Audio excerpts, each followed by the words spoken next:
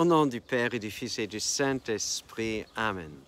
Béni soit notre Seigneur Jésus-Christ, béni soit la Vierge Marie, la maman de Jésus et aussi notre chère maman. Chers frères et sœurs, dans la lecture de ce jour du livre d'Ézéchiel, nous lisons, en ces jours-là, au cours d'une vision reçue du Seigneur, l'homme me fit revenir à l'entrée de la maison, et voici, sous le seuil de la maison, de l'eau jaillissait vers l'Orient, puisque la façade de la maison était du côté de l'Orient.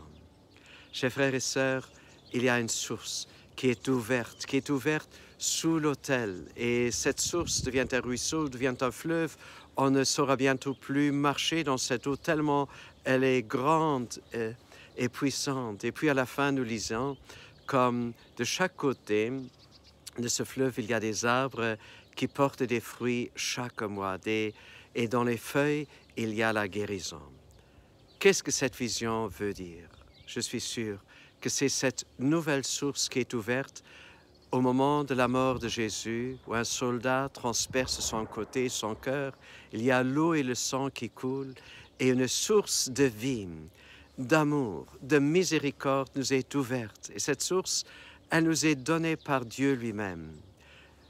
Maintenant, au-delà des murs de Jérusalem, en dehors des murs de Jérusalem, il y a le nouveau temple, et c'est le cœur de Jésus. Et ce cœur, il est ouvert chaque jour, à chaque sainte Eucharistie sur l'autel. Et Jésus, le Fils du Dieu vivant, nous donne tout. Il nous donne son sang, il nous donne l'Esprit Saint, il nous donne son corps, il nous donne tout pour nous faire partager à la vraie vie. Et que nous puissions avoir désir de cette source, pas une fois par mois, mais régulièrement, tant que nous pouvons, ressourçons-nous à cette vraie et cette seule source de vie et de vie éternelle, au nom du Père et du Fils et du Saint-Esprit. À nous tous, une bonne et une sainte journée.